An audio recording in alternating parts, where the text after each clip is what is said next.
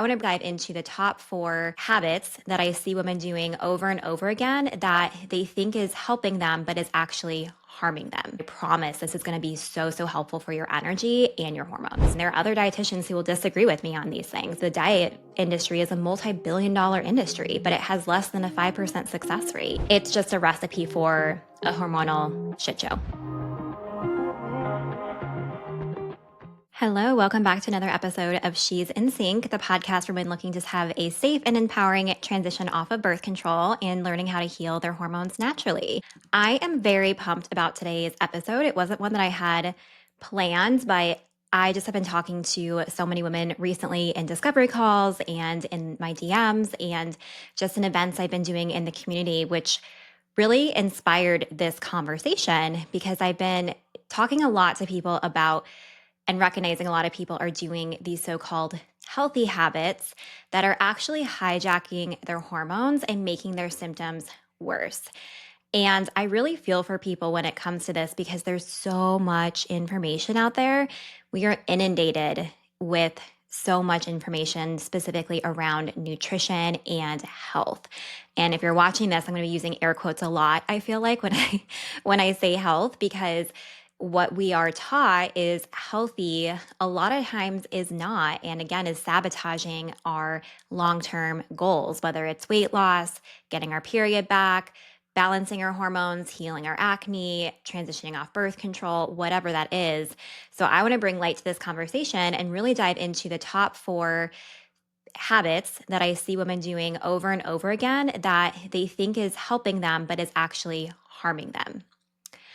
And I also want to be transparent and say, like, this was me. I did a lot of these back in the day, especially when I was in dietetic school, because you are inundated with diet culture in when you're becoming a dietitian, and you really learn this good food, bad food mentality. And that totally fueled my eating disorder back in those days. But it also helped me see, okay, this is actually not the path I want to go as a dietitian. And that's why I'm a firm believer in anti-diet, all foods fit, everything in moderation, because I know this played into my own disordered eating and I see it happening for a lot of other women as well. Before we dive in though, I want to start with how I'm nourishing myself because I'm coming at you raw and real today. I had a huge breakout on my chin a few days ago, so I have a pimple patch here. And I just want to be transparent about that because I talked a few episodes about how to navigate when you're having a breakout. Because even though I have healed my acne and work with women to heal their acne, it's still normal to have breakouts. It sucks, but it's normal. And it's an opportunity for us to look deeper of like what exactly is going on. And I know for me, this lovely pimple is fueled by stress, which is something I've talked in previous episodes a lot. I'm just in a season of life where there's just a lot of stuff going on. It's a lot of good things, thankfully, but I've really had to juggle and become very strict with my time management skills. And that has been extra challenging during this period of my business and my life. So I'm nourishing myself by using the habits and the skills that I talked about in a few episodes ago, as well as the episode after that I talked about with Emmy, the acne esthetician who came on, using the right topicals, not freaking out, using this as an opportunity to see, okay, what exactly is going on and looking deeper. And again, for me, I know that stress is a huge part when I do have a breakout. So peeling back the layers of how can I get to that root cause and handle that, as well as using spot treatments. And it's good timing because today I actually have an esthetician appointment to just a chemical peel, and I'm excited to just get this thing extra targeted today. What I'm doing to help navigate the stress or mitigate rather is like I said, I'm getting really diligent with my schedule. I used to just kind of when I had direct client care or appointments, that's what I'd put in my calendar. But I'm recognizing that that leaves a lot of room for figuring out what I need to do and then being in my own head and freaking myself out of like, oh my gosh, I have so much to do. When am I going to do this? And then also not using the time that I do have very wisely. Like I'm a chronic email checker and text checker. And whenever someone messages me, I have to get back to them right away. Like I just have this, I've always been like this. It's my chronic toxic trait is like responding ASAP, which may seem like a good thing, right? Like I'm someone who's very on top of it, but it internally causes me a lot of pressure, especially when I'm on so many different platforms with different clients. And, with being a business owner, you're constantly having to wear different hats. So it's just a lot. Not complaining, just recognizing that this is something I have to be more mindful of. So I broke down my schedule and really honed in on specifically how I'm using my time in like an hourly fashion. And then I also put limits on my phone, my Slack channel, and my email. So that way I only am receiving emails at certain times of the day. And I never would put my phone on do not disturb. And now it's on do not disturb during my power hours when I'm like focusing on client sessions, I'm updating client protocols, reviewing labs, recording podcasts. And I just did that last night. It took me about 1.5 hours to do because there is just so much that goes into running your own business and trying to stay sane with that. And I already feel so much better. So that's how I'm nourishing myself. I can report back later how it's going if that's interesting to any of you. But I'm very hopeful that that will really help in just getting it out on paper, really like virtually on my Google Calendar and sticking with that so I don't feel so all over the place and frazzled or like I'm going to forget something. Let's dive into the 4 quote unquote healthy habits that might be secretly sabotaging your energy, your moods, your periods, and your overall hormonal health. So while this may not be directly related to birth control, it certainly is indirectly related to having a healthy, smooth transition off of birth control.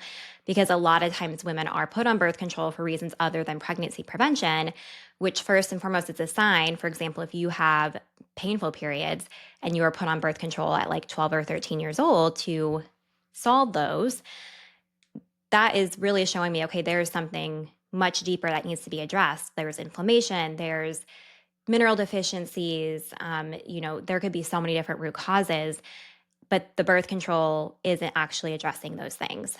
So if we don't address these things and we're adding fuel to the fire with these habits that we're incorporating in our everyday life, it's going to make that transition off of birth control even more chaotic and traumatizing for people. So this is still very much applicable to you if you're in the boat of wanting to come off birth control, or if you just want more information on how to balance your hormones naturally without birth control. The first healthy habit that might be sabotaging your hormones is fasted workouts and just fasting in general. Let's start with fasted workouts specifically because this was a big one for me, especially when I was in the midst of feeling like I had to stay within a certain calorie amount to be healthy, or I was just playing this game where, like, if I was going out for drinks with someone after work, I had this silly rule of I can only have so many eating times or periods throughout the day. So if I was waking up to work out, but I was going out for happy hour and was going to get drinks and snacks with friends, I was like, well, that's one of my eating occasions. So I should not eat again in the morning before my workouts, even if I was hungry. And one thing I want to note with this too is you should be waking up hungry, regardless of when you are waking up, for the most part. I mean, there's going to be outliers here and there. But if you're not, this is a big signal that your metabolism isn't working properly. You should be waking up hungry, and then you should be hungry every 3 to 4 hours at least. And if this isn't happening, it's a big sign that your metabolism needs some TLC. And if your metabolism needs some TLC, this means that it's likely going to stall weight loss. It's going to hold on to weight. It's going to be negatively impacting the cellular health of your whole body, which can impact your periods, your skin health, all of different things. So when you're waking up and you're not eating, what happens is this causes your cortisol levels to spike, which cortisol is a big buzzword right now. If we break it down, it's a stress hormone, right? So your body releases cortisol when it's stressed. It's not a bad thing. It's actually something where you want to have cortisol spikes because it keeps you safe. It's a normal part of life. But when you're chronically stressed, you have chronic cortisol secretion, which that is what leads to inflammation and burnout and all those symptoms I just noted. Cortisol should be higher in the morning for many of us. And this can be impaired and even higher if we're under eating or we have poor sleep, which we'll dive into those here in a bit. So it becomes a hormonal stress storm if you're waking up and you're working out right away fasted because one, your blood glucose levels are low. And if your blood glucose levels are low and you're working out, it's going to make them dip even further. And then a lot of times it's going to make them spike up. So it's like this rebound effect, this boomerang. And that is going to cause cortisol secretion and stress on your body. Exercise in and of itself is a stressor on your body. And I talk a lot with my clients about, yes, we want to be doing movement in a healthy way, but we also want to be making sure that we are fueling it properly for that movement. So I am very much not a fan of fasted workouts or intermittent fasting in general, especially for women. And I could go on a whole tangent about how intermittent fasting and a lot of other diets are based off of male test subjects in the research. Female bodies and female hormones are way different than men, but a lot of diet research, so thinking of like intermittent fasting, keto, stuff like that, is done on male test subjects because they're less complicated, because their hormone cycle is 24 hours versus ours is anywhere from 26 to 32 days, for example. So we're just more complicated to test with diets and exercise routines because of that. There's also a lot of research showing that if someone is exercising in the morning and you're not eating, this causes that blood sugar dysregulation, which can cause inflammation, like I said, and this will worsen PMS, fatigue, and anxiety later on. And if you're not fueling enough for this exercise in general, then it can delay or stop ovulation, which is a huge thing I see with women who have irregular or missing periods. One, they're just not eating enough in general. Two, they're doing a lot of fasting, which automatically puts your body in this state of stress because we take a step back. I talk about this a lot, right? Like ovulation is a sign to your body that you are healthy enough and it is safe enough to have a baby.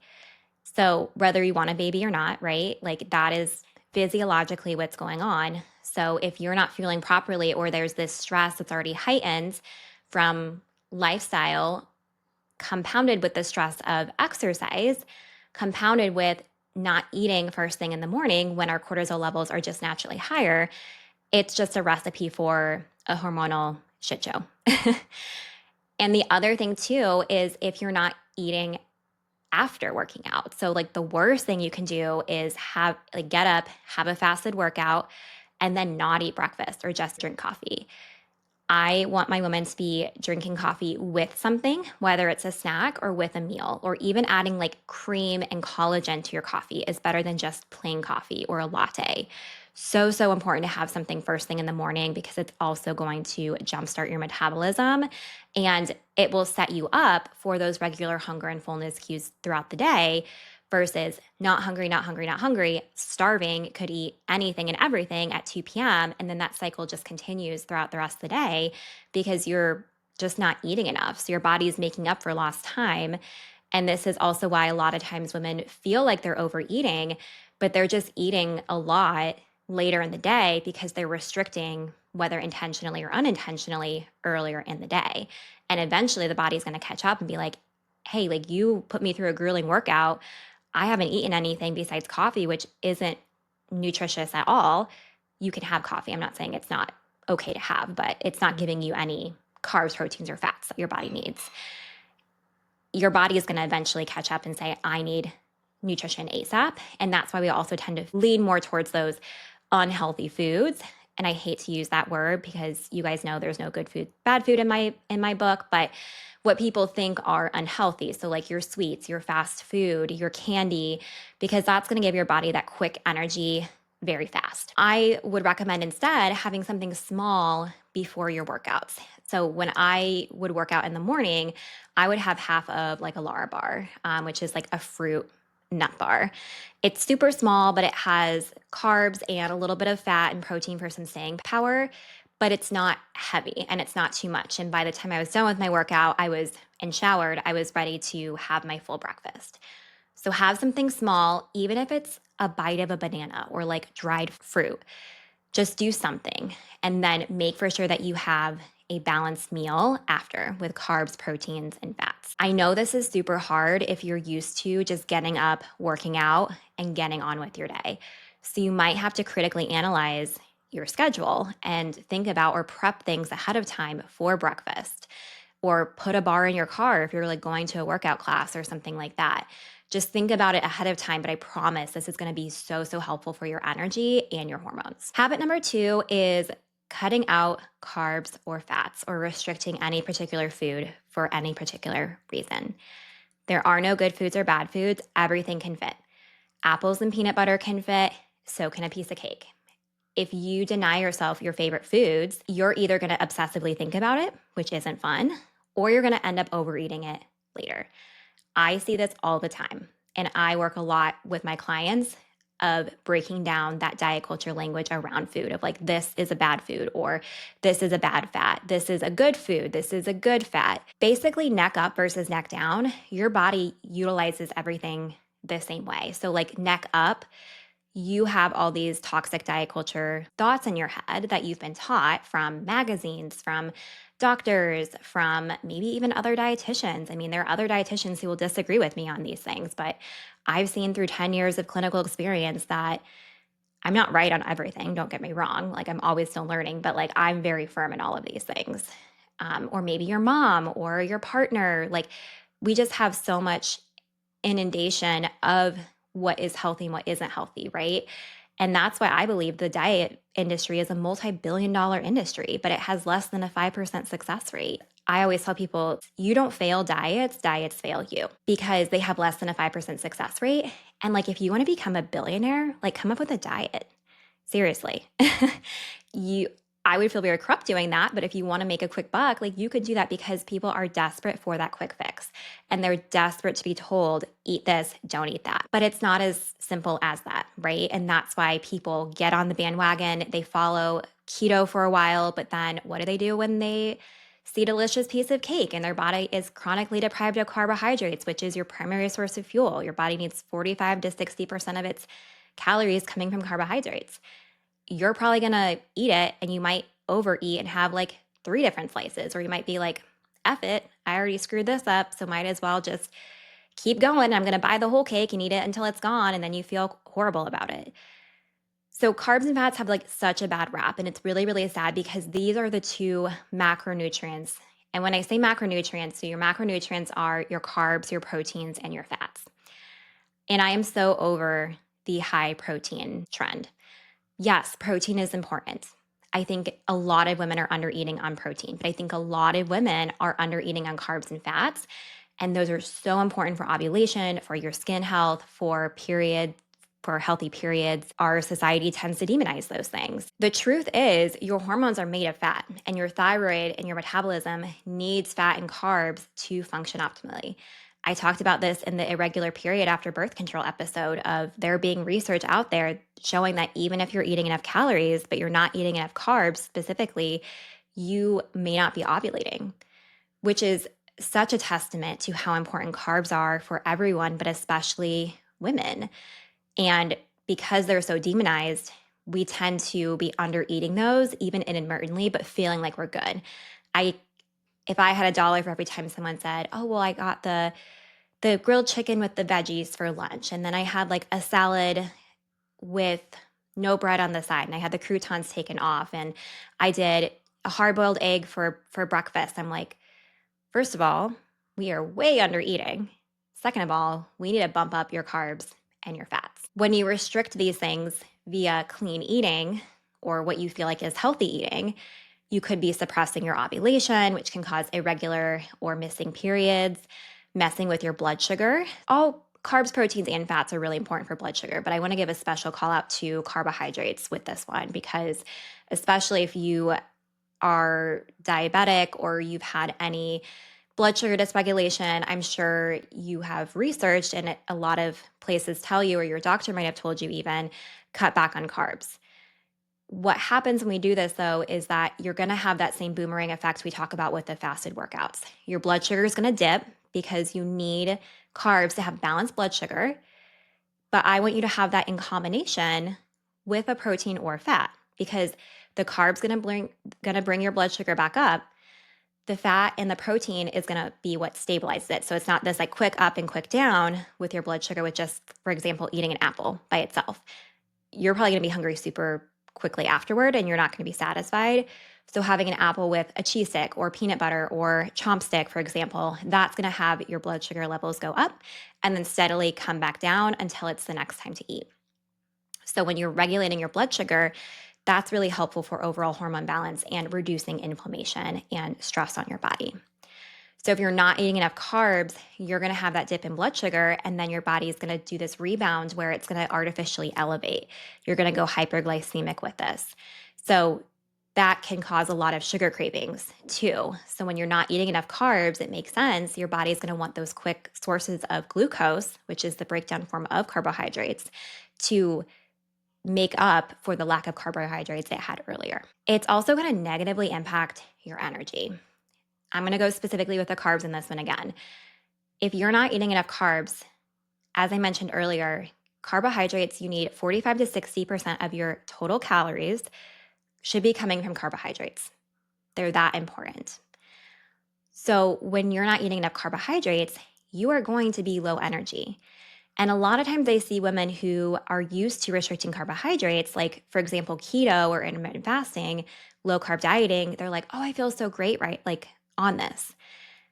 And I'm like, okay, let's see what happens. I don't recommend it, but if you're hard and fast on it, do what you need to do, girl. And then after a while, that's when those cravings come up. That's when they're so low in energy. They feel tired. They have to take naps throughout the day. They have to have that coffee in the afternoon to keep going. They feel drained. They're not performing in their workouts. They're not losing weight. Their skin is breaking out. Their periods are bad. All of those things could be due to a lack of carbohydrates. So making sure that you're having at least one carbohydrate at your snacks and 2 to 3 carbohydrate servings at your meals, and same with fat. I recommend a carb plus a protein or a fat at a snack, and then at least 1 to 2 or 3 fat servings. And for reference, a fat serving is like 1 tablespoon of peanut butter, a pat of butter, a handful of nuts, half an avocado or a fourth of an avocado. And a serving of carbs is like half a cup of pasta or half a cup of cooked grains, a slice of bread, half a bagel. This is where working one-on-one with the dietitian to figure out a meal plan that is exactly what your body needs is super helpful, because I can't even sit here to say, oh, well, this is how many carbs you need. This is how much fat. This is how often you should be eating. This is how many calories you need. I get that question a lot of like, what's a good breakfast for me? And I'm like, well, first I want to know like what kind of breakfast you like, or what are you currently eating? Because if I just give you a list, like you may not like the things that I like or recommend. And then we have to just make sure it has this balance, but that's going to look different for every single person because not everyone's body is exactly the same and not everyone's goals are exactly the same. So this is where instead of picking up a diet book that is just first and foremost based on male test subjects and not individualized to your unique body and goals, is probably not going to get you very far. So investing in working with a dietitian is going to be super helpful for this to make sure you're eating enough. And specifically, if you're looking to come off birth control, this is step number 1, making sure you're eating enough and eating enough carbs and fats for hormone health, in addition to protein. This goes nicely into habit number 3, which is under eating plus working out. Kind of combining the first 2 things. This one hits home for a lot of people I work with and talk with. So many women think that they're overeating. I think 99% of the women I talk to, they think that they're overeating or that they're not eating healthy enough. And I, more often than not, am like, you're under eating, girlfriend. We need to bump up your nutrition because that is sabotaging your hormonal health and your energy and all these things. Especially if you're under eating and you're working out. You have to be fueling for those workouts. Even if you're not an elite athlete, you have to be fueling. A lot of women, I'll just use them as an example for like clients I work with, they might be under eating throughout the day and then they're going to an intense workout class. Or, like I said earlier, they're waking up, they're not eating, and then they're working out, and then they're just not eating till lunch. You need to be fueling for that muscle repair, for that heart health, for all the stress that the workout put on you. And if you're not, that's going to cause low energy. And you guys get the idea. I've mentioned these symptoms a lot. You can probably relate. If you're underfueling and still exercising too, your body sees this as a survival threat. And the response is it'll slow your metabolism, it'll spike your stress hormones, AKA cortisol, and it'll suppress your reproductive hormones. I just started working with someone who is training for a marathon, and she is certainly under fueling for that. And she has a lot of life stress, mental stress on top of that.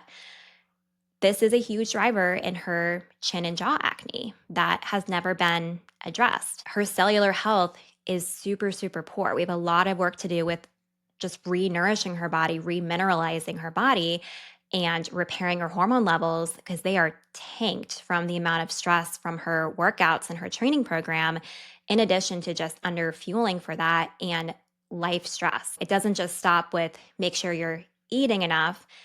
It's also making sure that you're eating enough in relation to the type and the amount of activity that you're doing. And I see so many women not doing this appropriately because we aren't taught these things, right? So that's where I come in. It can also lead to injuries, burnout, and chronic fatigue. This isn't talked about enough. Like, we live in this society where it's the just do it culture, right? Like, just work out even if you got a crappy night's sleep. Just work out even if you don't feel like it. Just work out even if you are stressed and don't have time for it and would rather do something else. Just work out. Don't skip your workout class in lieu of happy hour. That's not healthy. That means you have a lack of willpower. Don't get me wrong, there's a time and place to push yourself and to make working out a priority. And there's also a time and place where you have to take your whole body into consideration. How's your mental health? Did you eat enough earlier today? Do you want to do this workout? Do you want to switch workouts? I personally am not a fan of like a rigid workout routine, but rather more intuitive workouts that you can be flexible with, because sometimes maybe you wanted to go to a strength training class on Monday for Wednesday, but then when Wednesday comes around, you're like, I'm so sore. I'm so tired. I had a crappy night's sleep. I had a stressful day of work. What I really need is a walk outside. Or what I really need is a mindful yoga practice. So my goal in saying this is make sure that you're fueling enough for your workouts, and always working out and placing that above everything else is actually not healthy. Remember that exercise is a stressor on your body. And so we have to be mindful of that and really look at the body and our desires as a whole. This is also where cycle syncing your workouts can come into play too. Similar to planning your workouts, I don't think that you should live your life by cycle syncing. I think also just there's so many other life factors that come into play here, of like, you might just be in a busier season of work, or you might have more energy one month than the other, or one weekend than the other. But cycle syncing your workouts and just being mindful of what phase you're in your cycle, if you're off birth control, because that's when you can cycle sync effectively, can be really, really helpful. So I don't live by a rule book with this with my workouts personally, but it is helpful just to kind of remind yourself and check in. For example, if you're in your luteal phase right before your period, you're going to have less energy, and your typical heavy strength training workout or power vinyasa class may not sound that great, or it may feel really draining, versus when you're ovulating or when you are just finishing your period and your hormone levels are going back up. It also helps mentally too, because I think sometimes we get so in our head and we're taught, like, just do it, just work out. Every workout needs to be hard. You need to be sweaty. You should be sore afterward. But that actually isn't the epitome of health, and that can negatively impact your health. So remembering that your body isn't a 24-hour clock like men, and you're going to have fluctuations in your energy levels in relation to your hormone levels throughout the month, can be really helpful in just giving yourself a break and being more intuitive with your movement routine, and making you feel better doing it versus drained. You should be energized and feel good after your workouts versus drained. And if you're not feeling like that, great opportunity to check in. Am I pushing myself too hard? Am I over exercising? Am I under fueling for the amount of exercise I'm doing? What's going on here? Finally, habit number 4 is neglecting sleep and your mental health. I just talked about how we tend to really focus on physical health. What are we eating? How much are we exercising? But we tend to neglect our mental health. And I am 100% guilty as charged of this. And this is where I'm really working hard right now to focus more and shift my perspective on caring for myself and my mental health, because this one doesn't get a lot of attention. And we're so quick to prioritize our workouts, our meal prep, our supplements. But what about prioritizing sleep, making time for stress management? That's not exercise. Nervous system support and nervous system health. Here's what I see so often is women waking up early to squeeze in that workout, even after 5 hours of sleep. Skipping rest days because rest days make you lazy and you should be working out. Just do it. Constantly being on, working, pushing, planning, never resting. And that goes back to our mentality around rest of it's not productive. It's a waste of time. It makes me lazy.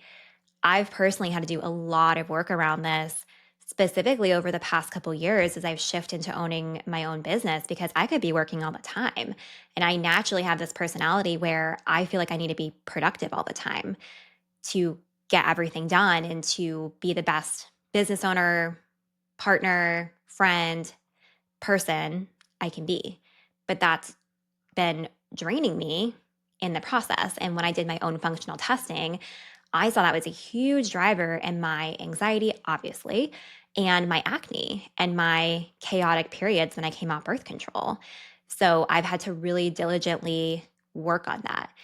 And to be honest, one of the big things that the hair tissue mineral analysis test that I run on all my clients is it shows your state of stress. So it shows if you're more rest digest, chronic stress, more depletion, or like exhausted state of stress, or fight or flight, sympathetic. I tested my hair a year ago. It's been over a year ago. And I was a fast 2, which is meaning you're a fast metabolism, everything's burning fast, and you're in that fight or flight state. So your adrenals are overworking, your body is holding on to sodium because of that. My potassium was really low, my magnesium was tanked. And it was very eye-opening for me because I am someone who I don't feel stressed until I'm like crying or until someone like Jared says something and I'm like, what the F are you saying? Like, that's so annoying. And he's just like, what? I'm like, oh, rein it in. This is what's happening. I'm stressed. Or when I'm breaking out and I'm like, what the heck is going on? I'm like, oh, let's take a look. It's stress. So I'm very much someone who doesn't feel stressed until I'm burnt out. And that's not good. That's something I am working on really, really hard. And it's going to take me time. But anyways, I tested my hair and I was a fast 2, sympathetic state, chronic fight or flight.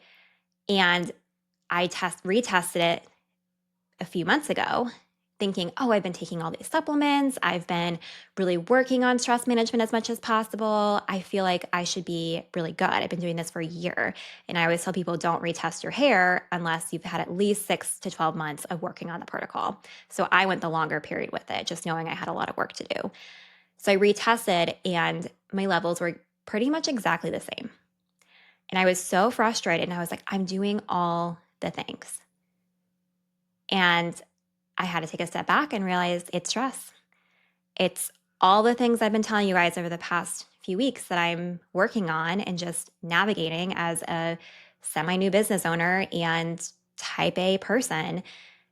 It impacts everything. And it's the non-sexy stuff we don't want to work on. We'd rather be told, eat this food, take this supplement, do this workout routine. The stress management stuff is like I get it. It's like the stuff that is the least sexy and the least cool to work on, but has the biggest impact. So this isn't to say just go to a desert island and leave your family and leave your job and like that's the only way to be stress free. Of course not. This isn't just about managing stress in your life, it's building stress resiliency within your cells.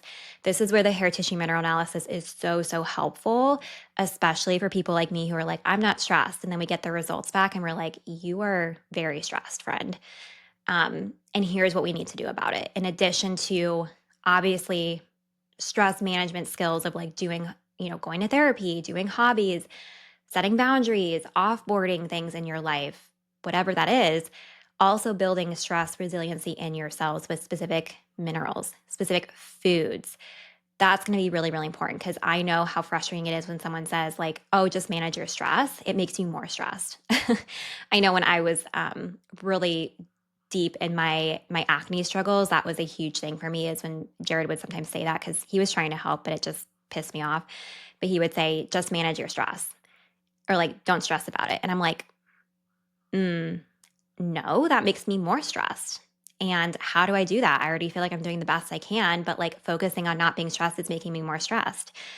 So, actionable steps.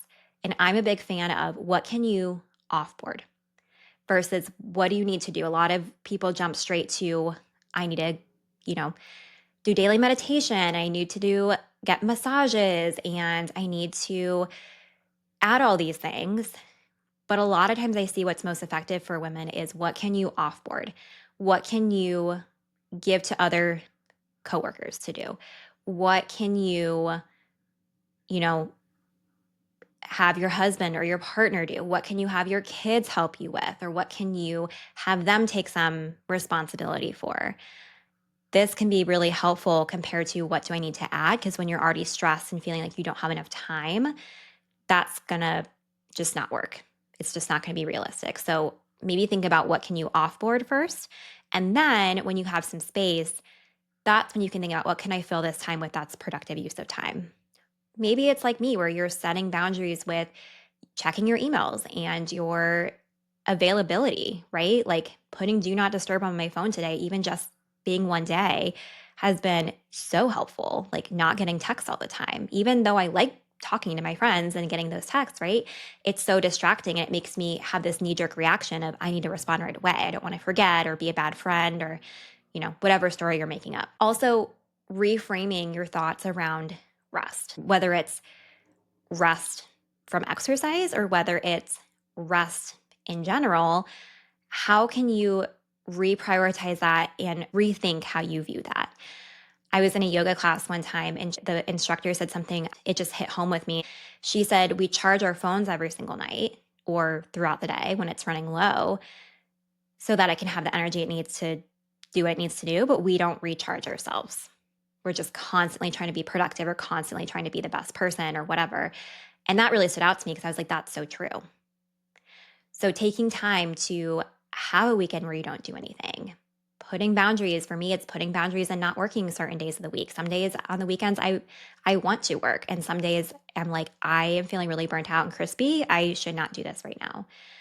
Setting those boundaries is helpful, reframing how you view rest and reframing it as this is productive. This is going to make me a better partner, wife, mom, colleague, whatever it is, because it really will. When you're constantly on and pushing yourself, you're burning out, and that's going to impact you not only mentally, but also physically too, which I see a lot in the lab testing I do with clients. Speaking of which, some signs of chronic stress are high cortisol levels or low cortisol levels. That's when you're kind of at that burnout phase where they've been high for so long and they burn out, and then you have low cortisol, low progesterone, or just low sex hormones in general, PMS, acne, anxiety, hair loss. Those are telltale signs.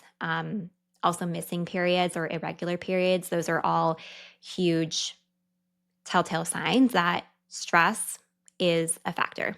Physical, mental, cellular, whatever. And then sleep. You guys know it's important to get sleep. So just prioritizing that as well. I'm not going to go into that. You guys understand how important that is. It's just making time for it. And again, offboarding other things that you can do that. And also knowing that there obviously are seasons in life where you're just not going to get as much sleep, but sleep is so, so important.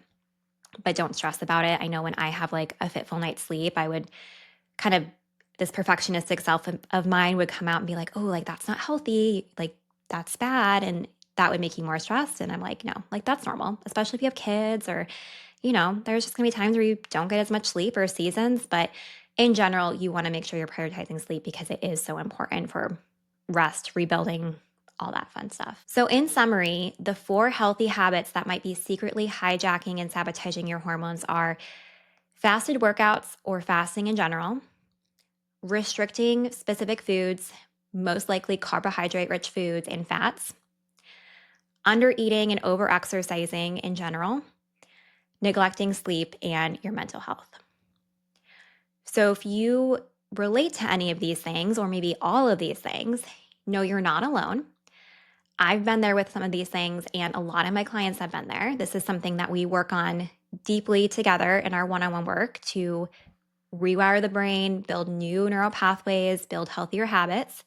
It's not as simple as me just saying this in a podcast to you. And the good news is your body wants to be in balance. And small, simple changes can have a huge positive impact on your nourishment, your rest, and your care. Your body will respond very quickly. For example, one of the biggest things I start with is having women wake up and have something to eat right away, even if it's small, even if it's with their coffee or adding something to their coffee. It's hard for them at first, but then after a while, they're like, oh my gosh, I have so much more energy. Or, oh my gosh, I wasn't starving for candy or having all these sugar cravings later. Oh my gosh, I felt so much better in my workout. You'll start to see those small wins, and that will help build momentum. Hope this was helpful. And until next time, stay nourished, friends.